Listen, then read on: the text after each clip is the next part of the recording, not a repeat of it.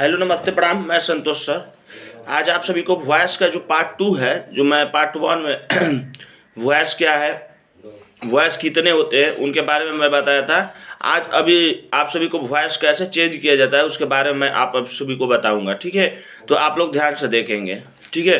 Preparation study संतोष sir आप सभी को हार्दिक शुभकामनाएं, आप सभी को मेरे क्लास में। तो आप सब ध्यान से देखेंगे, मैं अभी आप सभी को बता रहा हूँ। कह रहा कि वॉइस का इंटरचेंजिंग करते वक्त एक्टिव वर्ब के ऑब्जेक्ट को पैसिव वर्ब का सब्जेक्ट बना दिया जाता है। यहाँ ध्यान देना है बेटा कि जो वॉइस है उसमें इंटरचेंजिंग जो है करते वक्त एक्टिव जो वर्ब है ना, उसको हम लोग ऑब्जेक्ट को पैसिव वर्ब में चेंज करते हैं। कहाँ चेंज करते हैं बेटा?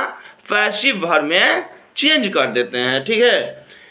और एक्टिव वर्ब को सब्जेक्ट को, मतलब एक्टिव जो वर्ब है उसके सब्जेक्ट को पैसिव वर्ब का एजेंट बना दिया जाता है। क्या बेटा?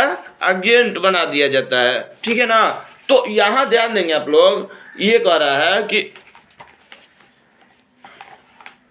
अगर यह एजेंट वाक्य के अर्थ भाव को स्पष्ट करने के लिए आवश्यक हुआ, अगर इसके भाव को अलग करने के लिए आवश्यक हुआ, ठीक है ना, तो इसे हम लोग सेंटेंस के अंत में बाई या अन्य उपयुक्त प्रेपोजिशन लगाकर रख दिया जा सकता है। क्या लगा जाता है? बाई लगा दिया जाता है, ठीक है। और उसके अंत में प्रेपोजिशन लगा दिया जाता है, ठीक है। अन्यथा इसका लोप कर दिया जाता है। विशेष ध्यान देने योग्य बात है बेटा, जो यहाँ विशेष ध्यान देने योग्य बात है कि वर्ब पर देने की जरूरत होती है, मतलब वर्ब पर देने की जरूरत होती है। वही करें कि एक्टिव वर्ब को पैसिव को बदलने के लिए, जो मतलब एक्टिव वर्ब है ना, उसको पैसिव में बदलने के लिए हम क्या करते हैं, यहाँ ध्यान देना है, ठीक है। तो करें कि मेन वर्ब को पास्ट पार्टिकुलर टेंस में बदल दिया जाता है और उसके पहले वर्ब टू बी का प्रयुक्त हो जाता है, मतलब वर्ब जो टू है ना उसका प्रयोग यहाँ जोड़ दिया जाता है, ठीक है।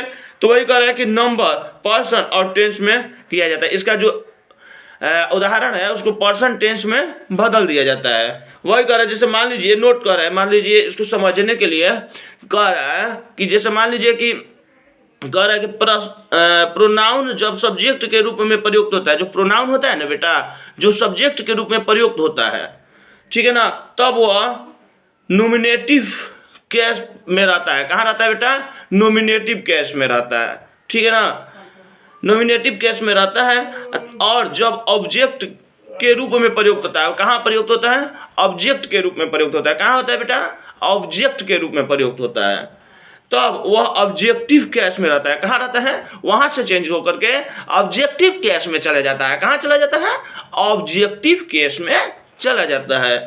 अब वही कर रहा है नॉमिनेटिव केस और ऑब्जेक्टिव केस। एक नॉमिनेटिव केस के बारे में मैं बता रहा हूं और एक ऑब्जेक्टिव केस के बारे में। नॉमिनेटिव जो केस है बेटा, उसमें आई, वी, यू, बी, सी, इट, दे, ये इतना रहता है, ठीक है ना। क्या क्या रहता है बेटा? फिर से ध्यान देंगे, I, we, you, he, she, it और दे। और नॉमिनेटिव केस, नॉमिनेटिव जो ऑब्जेक्टिव, नॉमिनेटिव केस हो गया ना बेटा।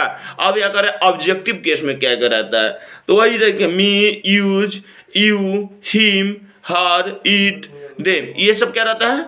ऑब्जेक्टिव केस में। तो नॉमिनेटिव केस और ऑब्जेक्टिव केस में ये सब रहते हैं। आगे करें, अब विभिन्न टेंस के एक्टिव वर्ब को पैसिव में बदलने के लिए प्रक्रिया पर विचार करें। मतलब एक प्रक्रिया दिया हुआ है ना, उसमें हम लोग को विचार करना है। अब विभिन्न टेंस के एक्टिव वर्ब को पैसिव वर्ब में बदलने के लिए कोई विचार है। जैसे मान लीजिए करें एक्टिव वर्ब, कुछ मैं उदाहरण बता दे रहा हूँ कि एक्टिव को वर्ब को पैसिव में कैसे बदला जाता है। अब जैसे मान लीजिए कि Ram it's a mango, active verb है कि राम इट्स ए मैंगो। क्या दिया हुआ है?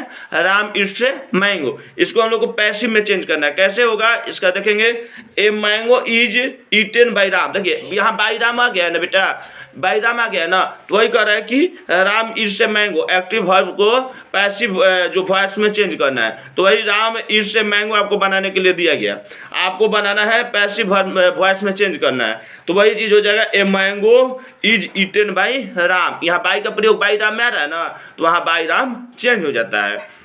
आगे करेगा राम इट से मैंगो, राम इट से मैंगो, तो यहाँ हो जाएगा mango are eaten by Ram. अब कह रहे हैं ना कि mango are eaten by Ram, यहाँ भी बाई राम आ जा रहे हैं। वहाँ आगे कह रहे हैं आई लव हिम, यहाँ I love him active voice, तो यहाँ पैसिव वॉइस में ही इज लव्ड भाई मी। उसी तरह ही लव्स मी, तो आई एम लव्ड भाई हिम। समझ में आ रहा है ना। उसी तरह आगे है सी टीचर्स यू, तो यहाँ आ गया you are touch by her, we respect him, तो he is respected by us. तो यहाँ से एक्टिव वॉइस को यहाँ पैसिव वॉइस में चेंज किया गया। अभी जितना मैं बताया एक्टिव वॉइस को पैसिव वॉइस में चेंज किया गया। समझ में आ रहा है। तो इस तरह हम लोग चेंज करते हैं। समझ में आ रहा है। तो पार्ट 2 में हम लोग एक्टिव वॉइस को पैसिव वॉइस में चेंज करने के लिए सीखे। आगे के वीडियो में मैं इसके आगे बताऊंगा। ठीक है। पार्ट 1 में हम लोग वॉइस क्या है, वॉइस कितने होते हैं समझे। इसमें हम लोग एक्टिव वॉइस और पैसिव वॉइस को कैसे बदलते हैं उसके बारे में हम लोग सीखेंगे। आगे के पार्ट 3 में हम लोग आगे सीखेंगे। आज के लिए इतना ही। पार्ट 1 पार्ट 2 आप लोग अच्छे से पढ़ते रहे, चैप्टर बाय चैप्टर आप लोगों को मिलता रहेगा। और आप लोग मेरे क्लास प्रिपरेशन स्टडी संतोष सर अभी तक आप लोग अगर सब्सक्राइब लाइक नहीं किया कि कर लें, और लोगों को मतलब बच्चों को और ज़्यादा से ज़्यादा शेयर करें, सब्सक्राइब करें, और मेरे इस जो अपलोड वीडियो होता है उसको भी अच्छे से पढ़ें, और लाइव क्लासेस 7:30 बजे होता है उसको भी अच्छे से आप लोग पढ़ें। प्रिपरेशन स्टडी संतोष सर आप सभी को सदा स्वस्थ और शुभकामनाएं और खूब पढ़ करके तरक्की करने की कामना करता है। आज के लिए बस इतना ही। आप लोग अच्छे से पढ़ाई करें और अपने मनोकामना को पूर्ण करें। बहुत बहुत धन्यवाद।